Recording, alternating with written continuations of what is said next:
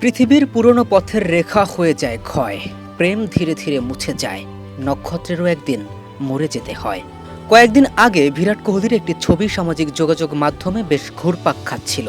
দাড়ি আর গোফে ধরেছে পাকন, অনেকটা জড়া জীর্ণ এক চেহারায় বয়সের ছাপ লেপটে দেয়া, মুখের হাসিটা অনেকটা মলিন। ছবিটা ভক্তদের হৃদয়ে যেন আঘাত করেছে সোজা। শৈশবের হিরোকে এমনভাবে দেখাটা যেন পাহাড় চাপা বেদনা সমতুল্য। জীবনের নিয়মে বয়স বাড়ে, কেউ বড় হয়, আবার কেউ বুড়িয়ে যায়, হারিয়ে যায়, ফুরিয়ে যায়।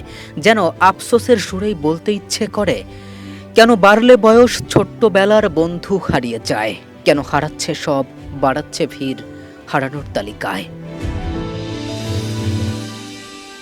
এক যুগেরও বেশি সময় ধরে ভারতীয় ক্রিকেটের হৃদস্পন্দনে থাকা দুটি নাম বিরাট কোহলি, রোহিত শর্মা আজ যেন সেই অধ্যায়ের শেষ পৃষ্ঠা খুলে বসে আছে আমাদের সামনে। নীল জার্সিতে তাদের গল্পটা কি শেষ?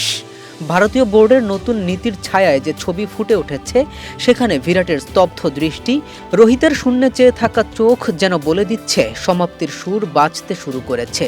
এসেছে নতুন শিশু, ছেড়ে দিতে হবে স্থান। 2027 সালের ওয়ানডে বিশ্বকাপের এখনও 2.5 বছরের অপেক্ষা, কিন্তু ততদিনে পৌঁছানোর আগেই বোর্ডের তরফে যেন টেনে দেয়া হলো ভবিষ্যতের রেখা। তরুণদের জন্য জায়গা তৈরি করতে গিয়ে অভিজ্ঞদের নামটা হয়তো সযত্নেই সরিয়ে রাখা হলো ইতিহাসের পাতায়। মাত্র 1 বছরের মধ্যেই তারা সরে দাঁড়িয়েছেন টেস্ট আর টি20 ফরম্যাট থেকে। সমর্থকরা আশা করেছিল অন্তত ওয়ানডেতে একবার, শেষবার তাদের একসাথে দেখা যাবে আরেকটি বিশ্বকাপের মঞ্চে, কিন্তু সেই আশা যেন মিলিয়ে গেল হঠাৎ এক সিদ্ধান্তে।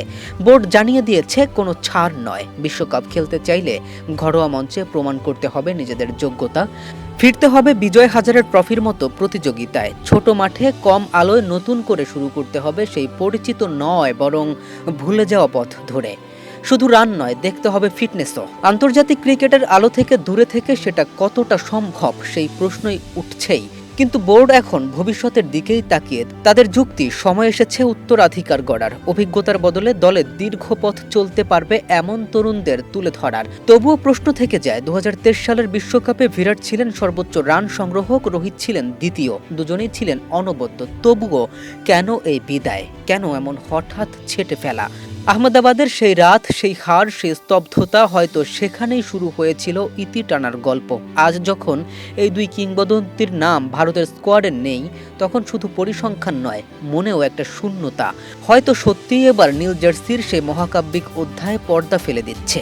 ভবিষ্যৎ আসবেই, নতুনরা জায়গা নেবে, উজ্জ্বল হবে, সেটাই নিয়ম। কিন্তু রোহিত বিরাট যুগের এই শেষটা যেন অনেকটাই হঠাৎ, অনেকটাই নিঃশব্দ, আর সেই নিঃশব্দতায় ক্রিকেট প্রেমীরা খুঁজে নিচ্ছে এক অপূরণীয় শূন্যতার সুর।